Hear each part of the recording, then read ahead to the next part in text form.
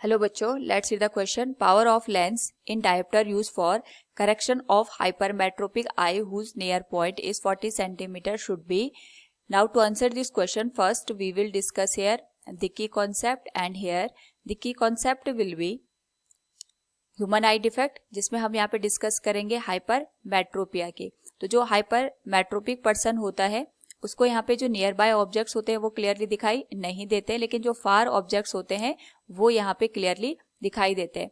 ऐसा इसलिए होता है क्योंकि हमारे पास यहाँ पे जो कन्वर्जिंग पावर होती है लेंस की वो कम हो जाती है, और अगर यहाँ पे लेंस की कन्वर्जिंग पावर कम हो जाएगी तो उसके करस्पॉन्डिंग जो इमेज बनेगी वो यहाँ पे रेटिना पे ना बन करके उसके बाद हमें कहीं पे दिखाई देगी. या ऐसा भी हो सकता है कि हमारे पास जो आईबॉल का साइज है ये यहाँ पे डिक्रीज हो जाए. दोनों ही केसेस में जो हमारे पास इमेज बनेगी वो रेटिना के बाद बनेगी. नाउ अगर हमें इसको करेक्ट करना है तो इस पर्टिकुलर केस के लिए हमें यहाँ पे ऐसा लेंस यूज करना पड़ेगा जो कि इसकी कन्वर्जिंग पावर को यहाँ पे बढ़ा दे. तो इसके लिए हम यहाँ पे कॉन्वेक्स लेंस का यूज करते हैं. इसके करस्पॉन्डिंग अगर हम बात करें तो ये आगे हमारे पास आई लेंस, ये आगे हमारे पास यहाँ पे सिलियरी मसल्स, और ये आगे यहाँ पे रेटिना.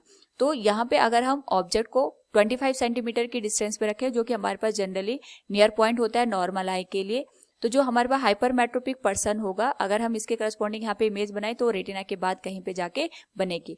तो जो हम यहाँ पे इसको करेक्ट करने के लिए कॉन्वेक्स लेंस का यूज करते हैं, तो वो कॉन्वेक्स लेंस यहाँ पे जो ऑब्जेक्ट रखा होता है उसकी जो इमेज होती है वो 25 सेंटीमीटर से ज्यादा बढ़ा देता है. अगर मैं इसको रे डायग्राम से दिखाऊं तो ये आ गया आई लेंस, और इसके पहले हम यहाँ पे कॉन्वेक्स लेंस का यूज कर देते हैं. नाउ इसके करस्पॉन्डिंग यहाँ पे जो भी ऑब्जेक्ट हम रखेंगे, ये अभी हमने 25 सेंटीमीटर की डिस्टेंस पे रखा है, तो ये सबसे पहले कॉन्वेक्स लेंस के थ्रू यहाँ पे कन्वर्ज होगा, बाद में ये आई लेंस के थ्रू दोबारा कन्वर्ज होके रेटिना पे जाके ये इमेज को बना देगा. तो इसके करस्पॉन्डिंग जो इमेज बनेगी वो रेटिना पे हमें देखने को मिलेगी.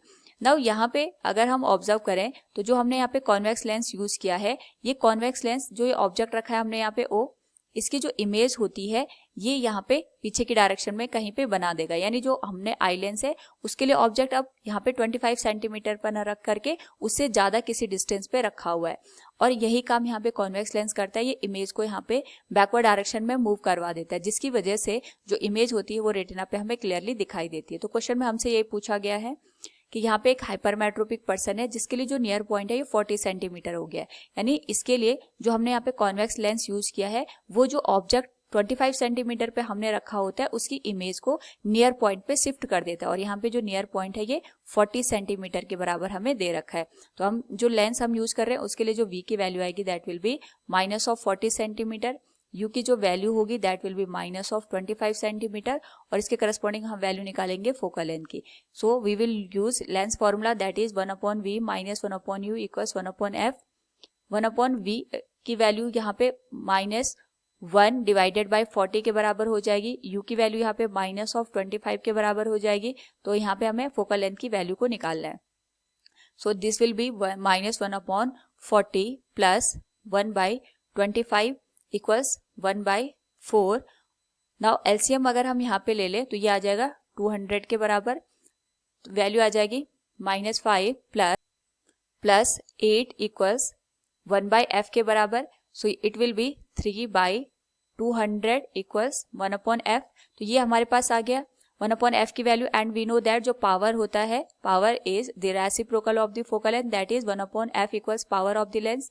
तो यहाँ पे 1/f की जो वैल्यू है ये हमारे पास 3/200 के बराबर दे रखी है. लेकिन जब भी हम पावर को यहाँ पे एक्सप्लेन करते हैं in form of the dioptre तो जो भी वैल्यू होती है वो मीटर में होनी चाहिए. तो हम इसको यहाँ पे मीटर में कन्वर्ट करने के लिए 100 से इसको यहाँ पे इंटू कर देंगे. So this value will become 3/2 that is plus 1.5 dioptre के बराबर. This will be the final answer. So from the given question we can say here power of lens used for correction of hypermetropic eye whose near point is 40 centimeters should be plus 1.5 diopter. Hope all you understood it. Thank you and best of luck.